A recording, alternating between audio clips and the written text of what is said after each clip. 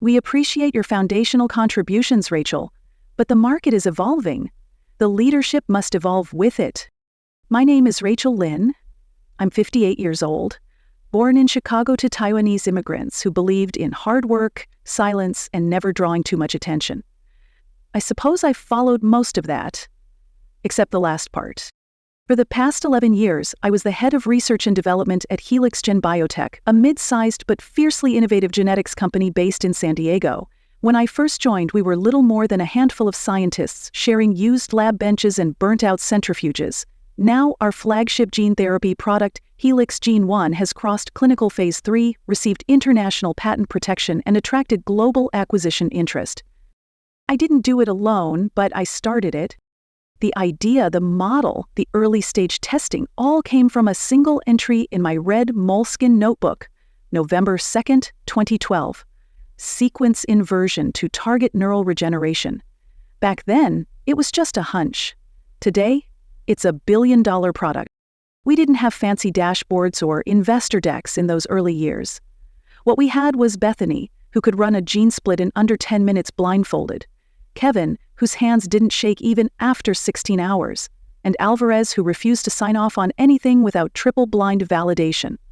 We were a warband, a trench crew, fighting for a breakthrough in a field where failure is measured in human suffering. Helix Gen grew. Investors came. The fifth floor turned into our dedicated R&D center. The CFO started wearing suits. HR started using phrases like streamlining talent pipelines. And I stayed in the lab. I didn't want titles. I didn't want to be on CNBC. I just wanted the work to be right. That was until the day the glass office started filling with people who spoke in acronyms and never touched a pipette in their lives. 6 months ago, Helix Gen was acquired by Genexus Global, a pharmaceutical giant based in Zurich. A new era, the press release said. International synergy, market realignment, strategic consolidation.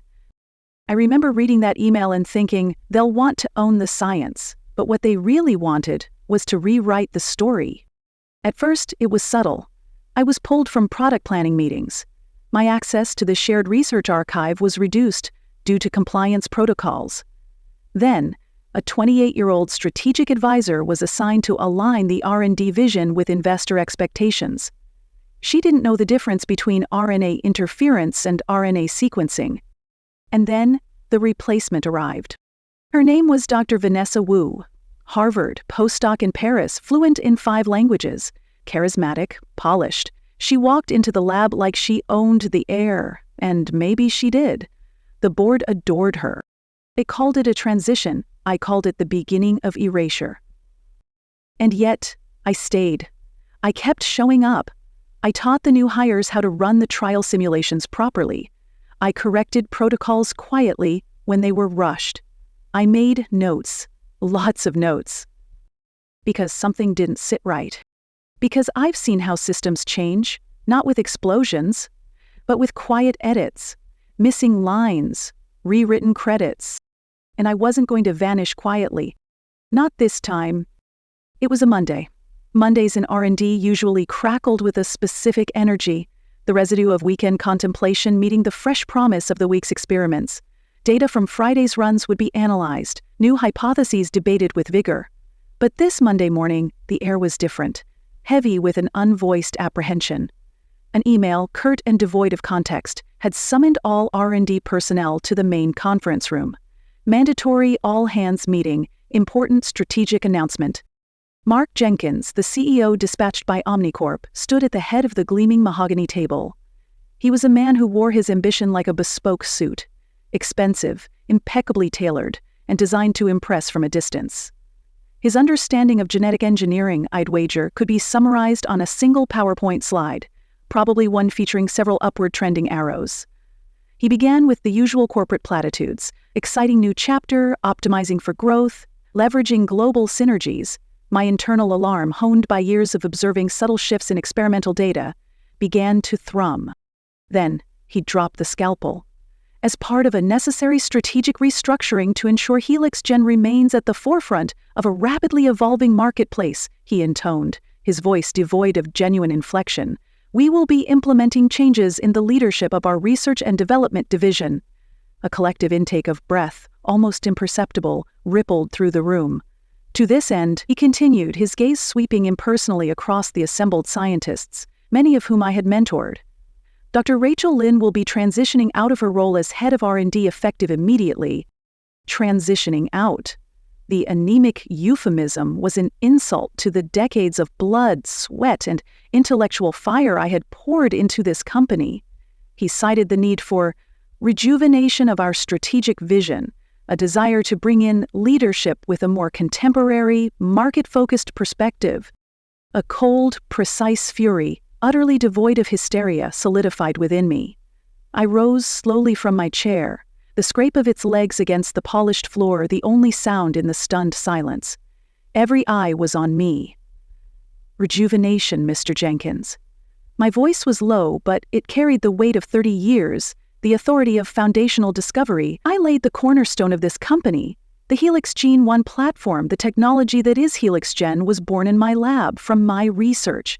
Are you suggesting that 3 decades of pioneering work, of consistently delivering groundbreaking results, now constitutes a deficit in strategic vision? I could feel the heat rising in my own cheeks, a rare sign of my composure cracking. Bethany, my most senior and fiercely loyal lead scientist, gasped audibly.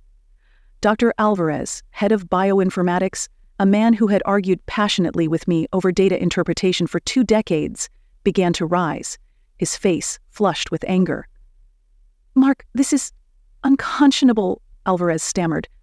"Rachel is the strategic vision of R&D. She built this department from nothing." Later, I would learn that a petition, hastily drafted and signed by nearly every scientist and technician in R&D, demanding my reinstatement, was already circulating.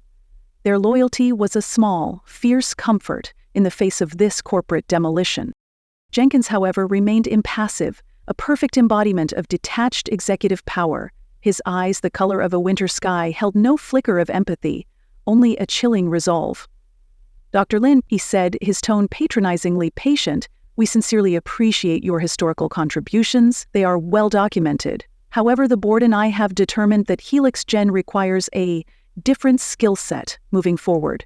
A younger, more agile, and frankly more commercially aggressive mindset to navigate the competitive landscape of the next decade. Younger, agile, commercially aggressive."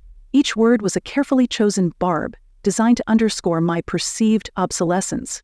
They weren't just firing me, they were attempting to invalidate my entire career. I held his gaze for a long moment, letting the silence stretch. There was no point in further argument. The decision was made, the execution underway. Pleading was beneath me. Tears were a currency I refused to trade in. I gave a single curt nod, an acknowledgement not of his authority, but of the reality of the situation. I turned and walked back to my office, the one with the expansive view of the labs I had meticulously designed, labs that had been my sanctuary and my battlefield. The journey felt impossibly long, each step heavy. I began to pack, methodically. My personal effects were few: a framed photograph of my late husband David, his smile a constant source of quiet encouragement, my collection of well-worn scientific monographs, their pages filled with my annotations, a small polished geode that had sat on my desk for years, a reminder of the beauty hidden within the mundane. Each item was a tangible link to a past they were so eager to sever. The process was quiet, dignified. I would not give them the satisfaction of a scene. My team members watched from their lab benches, their faces a mixture of shock, anger, and sorrow. Bethany's eyes were suspiciously bright. I offered a small, tight smile of reassurance I didn't feel. As I walked past the open door of Jenkins' office on my way out, security escort already hovering discreetly, I paused. He looked up, a flicker of surprise, perhaps even discomfort in his eyes. I met his gaze directly, my own unwavering, holding the full weight of my knowledge, my contribution, my worth. "You'll be hearing from me, Mr. Jenkins," I said. The words were not a threat, not a promise of revenge, but a simple, unvarnished statement of inevitable fact. Then, without a backward glance, I walked out of HelixGen, not into the obscurity they intended, but into the cold, clear light of a battle yet to be fought. The efficiency with which they installed my replacement was almost admirable, in a chillingly corporate way. It spoke of meticulous pre-planning, of a decision made long before that Monday morning charade. Dr. Vanessa Wu. Her CV was impeccable. Top-tier PhD, prestigious postdoc, an MBA from a business school renowned for churning out aggressive young executives. She was young, sharp, and exuded an almost palpable ambition. She was, in Jenkins' parlance, the personification of that younger, more modern, market-aligned mindset.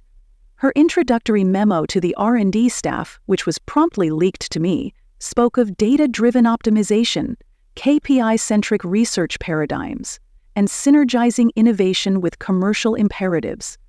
It was a symphony of buzzwords, signifying a fundamental shift from discovery to deliverables. On the surface, under Dr. Wu's stewardship, Helix Gene appeared to continue its upward trajectory. Quarterly reports, meticulously crafted and undoubtedly vetted by Omnicorp's PR machine, boasted of increased R&D output and streamlined processes. Product lines based on Helix Gene 1 continued to sell, their efficacy a testament to the foundational work they were now so keen to distance from me. Vanessa Wu was quickly lionized in the trade press. Profiles appeared in biotech journals and business magazines, hailing her as a dynamic new leader, a visionary who was reinvigorating Helix Gen's research engine. The narrative was clear. Out with the old, in with the new, and look at the profits soar. But beneath this polished, profitable facade, the very soul of Helix Gen's R&D was beginning to atrophy. I heard it in the hushed, frustrated tones of former colleagues who still dared to contact me, their calls often made from personal phones, away from the increasingly Orwellian oversight within the labs. The laboratory environment, once a crucible of intellectual ferment, where ideas were challenged, debated, and refined through passionate, sometimes heated discussion, had become eerily sterile. The vibrant chaos of discovery was replaced by the rigid order of a production line. Scientists, I was told, were now judged less on the novelty of their hypotheses and more on their adherence to predetermined timelines and budgetary constraints. The spontaneous late-night brainstorming sessions, the serendipitous detours that often led to the most profound breakthroughs. These were relics of a past era, actively discouraged in favor of focused execution. People performed their assigned tasks, meticulously documented their progress according to standardized templates, and clocked out. The joy, the sheer intellectual thrill of the chase, was being systematically bled out. The remnants of the old guard, those of us who remembered the company's genesis, began to quietly disappear. Kevin, my brilliant, endearingly eccentric protein chemist, whose intuition for molecular interactions was legendary, submitted his early retirement papers within a month of Wu's arrival. He cited a desire to pursue personal interests, but I knew the truth. He couldn't stomach the transformation of science into a mere assembly line. Bethany, my staunchest ally, held on longer, fighting quiet battles from within. But eventually even her spirit buckled under the new regime. She accepted a lateral transfer to the Quality Assurance Department, a move she once would have joked was akin to scientific exile. One by one, the founding warriors, the scientists who had breathed life into Helix Gene 1 were marginalized, reassigned, or simply chose to leave, unable to reconcile their scientific integrity with the new corporate ethos. The vibrant heart of Helix Gen R&D was being systematically replaced with a more compliant, more predictable, but ultimately less innovative mechanism. I watched this slow decay from afar, a silent, unseen observer. My network of loyalists, though dwindling, still provided a trickle of information, internal memos, redacted research updates, whispered accounts of lab meetings where blue sky thinking was subtly ridiculed. I archived everything with meticulous care, creating a shadow history of Helix Gen's decline. I read Vanessa Wu's published papers, noting the subtle but significant shifts in research emphasis away from foundational discovery and towards incremental, market-driven product enhancements. The products still bore the names I had christened them with, the genetic sequences I had first mapped, but they were no longer truly mine. The animating spirit, the innovative core that had defined them, was being hollowed out, replaced by a polished, marketable shell. They were selling an illusion of continuity while systematically erasing its source. The full chilling magnitude of their betrayal, didn't arrive in a dramatic confrontation or a clandestine meeting.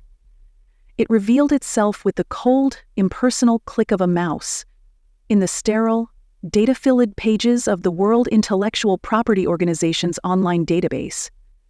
It was a Tuesday afternoon, months after my dismissal. I was conducting a routine patent search, an ingrained habit from decades spent navigating the complex landscape of scientific innovation, a way of keeping my finger on the pulse of the field.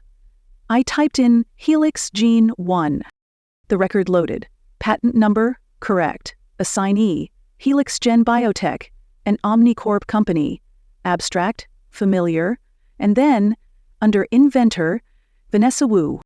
My blood ran cold, a visceral chill that had nothing to do with the ambient temperature of my study. My name, Rachel Lynn. The name inextricably linked to every foundational experiment, every late-night breakthrough, every single critical insight that had birthed Helix Gene 1 was simply gone, vanished, as if I had never existed. A sickening wave of comprehension washed over me. My mind, trained to find patterns in complex datasets, raced back, sifting through the memories of the chaotic months following the Omnicorp acquisition. The endless stream of paperwork, document after document thrust before me by smiling, efficient paralegals and HR representatives. Standard procedure, Dr. Lin, they'd chirped. Just some formalities to align Helix Gen's legacy intellectual property with Omnicorp's global structure for compliance and standardization purposes. I remembered signing them, my focus at the time on ensuring the continuity of ongoing research projects, on protecting my team, naively assuming the legalities were just that, formalities. Buried somewhere within that mountain of dense, impenetrable legalese, I now realized with horrifying clarity, must have been a cleverly worded, innocuous-looking document. A document that wasn't about standardization at all, but about the unilateral, irrevocable assignment of my inventive rights. They had weaponized my trust, my scientific single-mindedness, my assumption of basic ethical conduct. The pieces of the puzzle, scattered and seemingly unrelated before, now clicked into place with a dreadful, undeniable logic. My systematic isolation from strategic decision-making, the calculated push out of the lab I had built, the subtle but persistent attempts to downplay my contributions in internal communications even before my dismissal. And now, the ultimate act of erasure, the digital scrubbing of my name from the very patent that defined my life's work. It was all part of a single ruthless, meticulously orchestrated campaign. They weren't just trying to sideline me, they were actively stealing my identity, retroactively anointing Vanessa Wu as the sole creator of Helix Gene 1.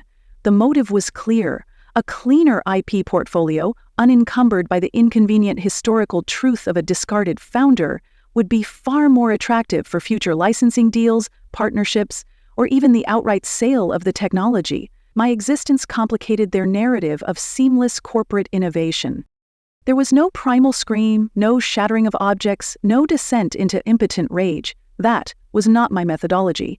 Instead, a different kind of anger took root. Cold, crystalline, and intensely focused. It was the anger of a scientist whose data has been irrevocably proven.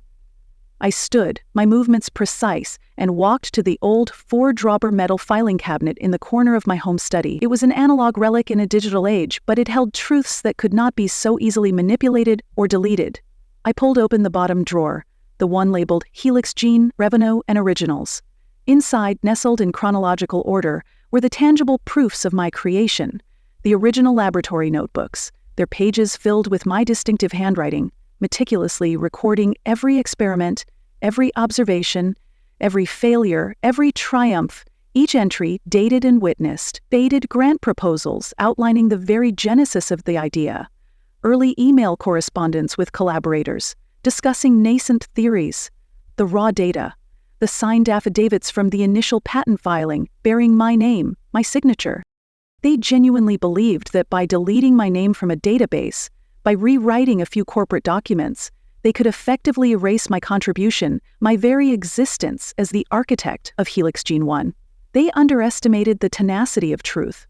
Science, unlike corporate memory, does not suffer from convenient amnesia. Its history is etched in the immutable record of discovery, in the physical evidence of experimentation, and I, Rachel Lynn, had kept meticulous records. And I, unlike them, did not forget. The first person I contacted was Clara Nguyen. Years ago, Clara had been an incandescently bright, fiercely articulate student in a graduate-level bioethics seminar I occasionally guest lectured. Even then, her legalistic mind, coupled with a profound sense of justice, had stood out. Now she was a named partner at Nguyen & Associates, a boutique law firm specializing in high-stakes intellectual property litigation. Her reputation preceded her. A legal predator in Chanel, with a mind as sharp as any gene-editing CRISPR enzyme. When I called, her voice was initially warm with the surprise of hearing from her old professor. "Dr. Lin, what a pleasure! To what do I owe this honor?" As I methodically, dispassionately laid out the sequence of events, the dismissal, the replacement, the patent erasure, the warmth in her tone was replaced by a steely chill. "Rachel," she said, the shift to my first name a subtle signal of alliance. "They've made a colossal error in judgment. They clearly don't understand who they're dealing with. They've picked the wrong ghost to try and exorcise." Clara, unlike the corporate drones at Omnicorp, understood the battlefield intimately. She knew that in IP law, provenance was paramount. We began the arduous, meticulous process of assembling my counteroffensive, transforming my carefully preserved history into an irrefutable legal arsenal. My original, hard-copy lab notebooks with their sequential dated entries, witness signatures, and my idiosyncratic shorthand for chemical compounds became Exhibit A, tangible, unalterable proof of conception and development, predating Wu's arrival by years. We unearthed archived emails, their metadata providing digital fingerprints, detailing experimental designs, discussing preliminary results, and outlining future research trajectories for Helix Gene 1, all authored by me. Clara's team even managed to recover data from my old university servers, unearthing early grant proposals and presentation slides that explicitly named me as the principal investigator and conceptual architect of the foundational technology. Every scribbled notation on a faded printout, every timestamp on a saved file, was meticulously cataloged, each a thread in the undeniable tapestry of my inventorship. My next calls were to my scattered, disillusioned former colleagues, the loyalists. Bethany, now ensconced in the seemingly mundane world of quality assurance, proved to be an invaluable, if reluctant, mole. Her position gave her access to Helix Gen's document control systems. She discreetly provided version histories of key internal research protocols and SOPs, clearly showing how documents originally authored under my leadership were subtly revised, rebranded, and reattributed to Dr. Wu's team post-M&A.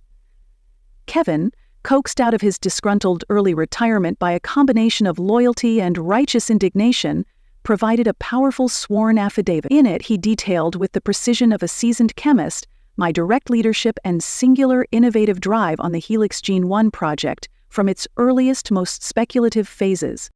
Dr. Alvarez, initially hesitant to embroil himself further, was swayed when Clara presented him with the sheer brazenness of the patent alteration. He then delved into Helix Gen's archived bioinformatics server logs, unearthing irrefutable, time-stamped evidence of my extensive high-level access and developmental work on the core algorithms underpinning Helix Gen 1, years before Vanessa Wu's name had ever been uttered within Helix Gen's walls. These weren't just former employees, they were critical witnesses to a truth Omnicorp was desperately trying to rewrite.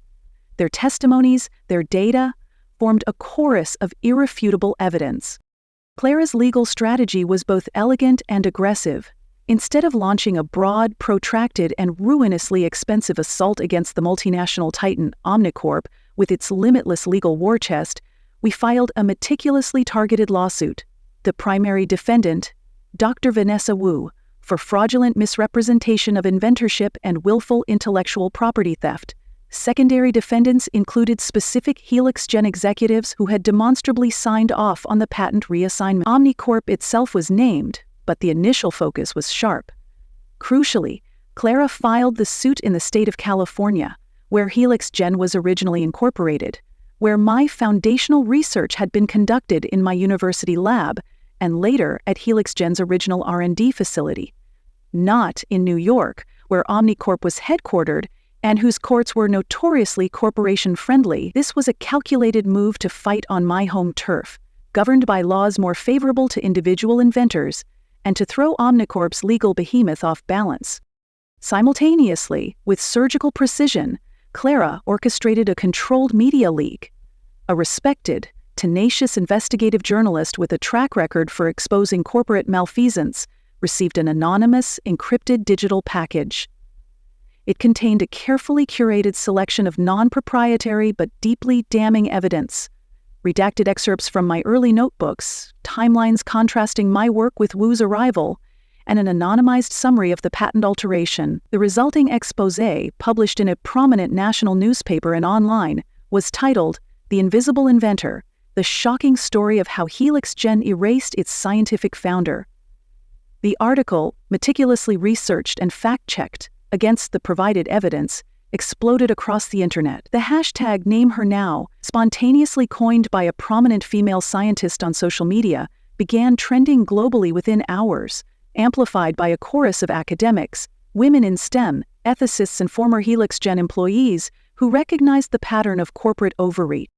HelixGen's, or rather Omnicorp's, initial response was one of arrogant dismissal. Their PR department issued a terse statement calling the allegations baseless and defamatory.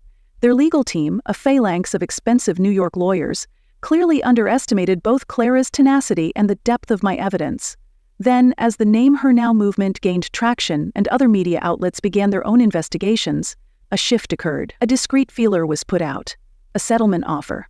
$2 million. In exchange for my silence, an ironclad non-disclosure agreement that would effectively gag me for eternity, and, of course, no admission of wrongdoing. I looked at Clara across her polished mahogany desk. She merely raised a perfectly sculpted eyebrow. My response was immediate and unequivocal. "Tell them," I stated, my voice utterly devoid of heat or compromise, "that my name, my scientific legacy, is not for sale. I want what is rightfully mine, the acknowledgement of my inventorship. The money is an insult." The legal battle commenced in earnest. Omnicorp's lawyers immediately filed motions to dismiss, to change venue to New York, arguing corporate domicile and convenience. Clara countered with a blizzard of affidavits, including detailed declarations from Bethany, Kevin, and Alvarez, along with my own comprehensive testimony, all irrefutably tying the invention, its development, and the subsequent fraudulent acts. The preliminary hearings were intense, a high-stakes chess match played out in the sterile confines of the courtroom. The air crackled with the barely suppressed animosity between the legal teams. For me, this wasn't about retribution, nor was it about reclaiming lost fame. It was about a fundamental principle, the unassailable truth of creation. I was fighting not just for myself, but for every innovator whose contributions had been marginalized or stolen by powerful entities. The wheels of justice, often slow, were beginning to turn, and I was prepared for a long, hard fight. The California court's decision to formally accept jurisdiction and proceed with the case was the first significant fissure in Omnicorp's carefully constructed wall of denial. It was a procedural victory, but its symbolic weight was immense. The media, which had been circling the story with increasing interest, now descended with renewed vigor. Headlines shifted from speculative, controversy surrounds biotech giant, to declarative, court, to hear scientists' IP theft claims against HelixGen. Omnicorp stock, once a darling of the biotech sector, began a steady, noticeable decline as investor confidence wavered. Academic institutions, which had previously touted research partnerships with HelixGen as badges of honor, quietly began to issue statements pausing collaborations, citing the ongoing legal uncertainties and ethical questions raised by the lawsuit. The reputational damage was immediate and spreading. The societal and academic pressure, amplified by the relentless #NameHerNow campaign, became a force Omnicorp had clearly underestimated. Prominent scientists, including Nobel laureates and heads of major research institutes, some of whom I knew only by reputation, others with whom I had corresponded for years, began to publicly withdraw their names from HelixGen scientific advisory boards. Their statements, often published in leading scientific journals or influential blogs, were couched in polite but firm language, expressing deep concern over the allegations and stating their unwillingness to be associated with an organization facing such serious charges of intellectual property misappropriation. The scientific community, often perceived as insular and apolitical, was demonstrating its collective conscience. It was a powerful indictment from within the very world HelixGen claimed to lead. Then, the internal dam at HelixGen began to crack. Emboldened by the public outcry, the mounting legal pressure, and perhaps by a resurgence of their own professional ethics, anonymous current and former employees started to leak information. Encrypted emails and internal documents found their way to Clara's legal team and in some cases directly to the press. These leaks corroborated key aspects of my claims, internal memos discussing the strategic importance of attributing key innovations to new leadership, timelines that starkly contrasted with Wu's public claims of her inventive role, and even hushed accounts of directives from Omnicorp Legal to manage historical R&D records. One particularly damning email thread, originating from a mid-level marketing executive, discussed the need to refresh Dr. Wu's narrative as the primary innovator of HelixGen for upcoming investor presentation. Clara's legal assault in the courtroom was relentless, precise, and backed by an ever-growing mountain of evidence.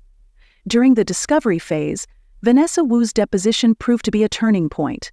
Under Clara's sharp, methodical cross-examination, Wu's carefully constructed narrative began to unravel. Inconsistencies in her testimony regarding the timeline of her involvement with the core HelixGen technology became glaring. Emails produced by Clara's team directly contradicted Wu's claims of leading crucial early-stage discovery phases. Most damagingly, forensic analysis of HelixGen's internal servers, compelled by a court order Clara had fought hard to obtain, revealed clear evidence of backdated entries in electronic lab notebooks and metadata alterations to research records associated with HelixGen, a clumsy, almost amateurish attempt to retroactively bolster Wu's role. Faced with this irrefutable evidence of data manipulation, HelixGen's board had little choice. Vanessa Wu was summarily suspended, then quietly dismissed, a desperate gambit by Omnicorp to cauterize the wound and distance the corporation from the now undeniable fraud. The fallout was swift and brutal. Major institutional investors, their portfolios managed by ethics committees increasingly sensitive to ESG, environmental, social, and governance risks, began to divest from Omnicorp in significant tranches. The stock, already weakened, nosedived. Analysts downgraded their ratings, citing severe reputational damage and loss of investor confidence in a move dripping with delicious irony. A major pharmaceutical competitor, a company whose own research I had often critically analyzed, publicly extended a formal invitation for me to join them as a distinguished research fellow, lauding my undeniable and foundational pioneering contributions to the field of gene technology. It was a shrewd PR move on their part, but it also served as another nail in HelixGen's coffin. Throughout this escalating corporate implosion, I maintained a composed, almost detached demeanor. There was no triumphant fist-pumping, no public display of vindication, no thirst for retributive justice. When Clara called, her voice tight with controlled excitement, to inform me that Omnicorp's lead counsel had urgently requested a settlement conference, indicating a willingness to discuss terms that included a full public retraction and acknowledgement of my inventorship, along with substantial financial compensation, I listened patiently. My only response was a quiet, "I see. That is correct. That is the just outcome." Vanessa Wu vanished from the scientific and corporate landscape as abruptly and ignominiously as she had been thrust into it. Her meteoric rise ended in a silent, unceremonious departure, her career a casualty of unchecked corporate ambition and her own willing complicity in a lie. A brief, one-line statement on an obscure financial newswire simply noted her resignation from HelixGen for personal reasons. For me, the defining image of this victory wasn't Wu's downfall, but the potential for a future where truth prevailed. A small caption began to appear under my photo in articles discussing the case. Rachel Lynn, the scientist who reclaimed not just her name, but the integrity of the inventive process for a generation of researchers often overlooked or willfully forgotten. The battle was won, not with a shout, but with the quiet, unyielding weight of evidence. The court's final judgment was a masterpiece of legal clarity, a resounding affirmation of truth over fabrication. My sole inventorship of the HelixGen platform was formally, unequivocally, and legally reinstated. The financial component of the settlement, a sum reflecting years of unpaid royalties and damages, amounted to $12 million. This time, the media headline struck a different chord. Vindication. Dr. Rachel Lynn, pioneer scientist, reclaims stolen patent from biotech giant. HelixGen issues public apology, acknowledges Lynn as true inventor of core technology. My name, Rachel Lynn, was now emblazoned where it had always belonged, not just on a legal document but in the public record, clear and undeniable. HelixGen, now scrambling under new interim leadership hastily installed by a Chasten Omnicorp, extended a formal, widely publicized invitation for me to return. They offered a newly created, impressively titled position, Chief Scientific Officer and Chair of the Innovation Council, complete with a lavish salary, substantial research budget, and a seat on the board. The offer was accompanied by a lengthy, carefully worded public apology, praising my foundational contribution and unwavering dedication to scientific integrity. I considered it for precisely 30 seconds. I declined, politely but firmly. The company, my spiritual child, had been too deeply corrupted, its ethical compass too severely damaged. Returning would be like trying to graft healthy tissue onto a diseased organism. The trust was irrevocably broken. I could not, in good conscience, go back to a place that had so willingly, so systematically, attempted to erase my existence. Instead, I found myself drawn back to a place of true beginnings. My garage. It was the same unassuming suburban garage where, decades earlier, armed with a second-hand centrifuge, a borrowed PCR machine, and an idea that most had dismissed as improbable, the very first tentative experiments that would eventually blossom into HelixGen 1 had taken shape. It was smaller than the sprawling HelixGen labs, certainly less glamorous, but it was mine, untainted by corporate politics and moral compromise. With a significant portion of the settlement, I established the She Invents Foundation. Its mission was simple yet profound: to mentor, support, and fund women in scientific research, particularly those facing systemic obstacles, those whose voices were often muted, whose contributions were at risk of being overlooked or appropriated. Our inaugural workshop series, launched to immediate acclaim, was titled, "No One Can Fire the Truth: Protecting Your Intellectual Property and Your Scientific Voice." The pure, unadulterated passion for discovery, which had been nearly choked by the bitterness of betrayal and the ensuing legal battles, began to rekindle like embers fanned by a fresh breeze. I started mentoring a small cohort of 3 brilliant, fiercely dedicated female graduate students from the local university. Their enthusiasm was infectious, their questions sharp, their potential boundless. There was no grand laboratory with gleaming equipment, no imposing title on my door, no corporate hierarchy to navigate, just the shared, exhilarating pursuit of knowledge, the collaborative unraveling of nature's intricate puzzles. My name was there, though, not on a brass plaque, but on new research proposals we drafted together, on collaborative papers outlining novel hypotheses, in its rightful earned place as a guide and collaborator. Bethany, having finally, joyfully severed her ties with the hollowed-out shell of HelixGen, became She Invent's first chief operating officer. Her innate organizational genius and pragmatic, no-nonsense approach were the perfect counterbalance to my often more abstract, scientifically driven focus. Alvarez, his faith in the system somewhat restored, joined our scientific advisory board, lending his invaluable bioinformatics expertise and his dry, insightful wit to our endeavor. We had a quiet celebratory dinner at my home, a simple meal shared among old friends who had weathered a significant storm. "They once considered us redundant, obsolete," Bethany said, raising her wineglass in a toast, her eyes shining. "Now, let's demonstrate precisely what true, uncompromised innovation looks like." One peaceful evening, as dusk settled, I sat in my garage lab, the familiar, comforting hum of a small incubator and the rhythmic click of a magnetic stirrer provided a soothing soundtrack. I opened a new, pristine lab notebook, its cover a vibrant, optimistic red.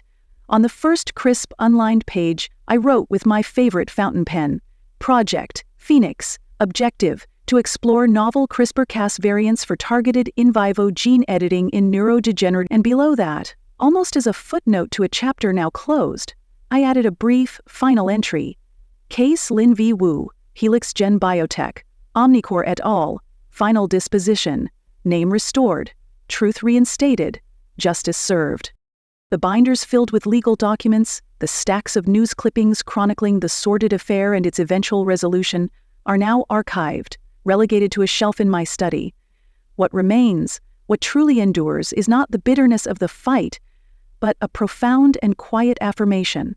Justice, I have learned, does not always arrive with the dramatic flourish of a courtroom pronouncement or the thunderclap of public retribution. Sometimes, its most potent form is far more subtle, a line of text meticulously corrected in a scientific database, a name rightfully restored to its place on a foundational patent, a quiet but irrefutable emendation in the often flawed narrative of history. It is the silent, steady reemergence of truth. They attempted to systematically dismantle my legacy, to usurp my intellectual progeny, to author me out of my own story. They succeeded for a period in scrubbing my name from their corporate mastheads, from their strategic plans, from the patents that were mine by right of discovery. But fame can be manufactured, titles can be bestowed, and just as easily revoked. True value, the indelible imprint of genuine creation, the foundational work that underpins progress, these things possess an inherent resilience. A system, however powerful, however entrenched, can marginalize you. It can exclude you. It can even try to delete you from its official records. But it cannot, ultimately, erase you from the collective memory of those who witnessed your labor, nor can it nullify the tangible, enduring reality of your contributions to the world. They tried to fire me from the company I had poured my life into building. They tried to fire me from my own history. But no one, I discovered with a certainty forged in the crucible of that battle, can ever fire you from the truth. And the truth, I now know, possesses a quiet, inexorable persistence that will, in the end, always outlast the most elaborate corporate deceptions and the most arrogant assertions of power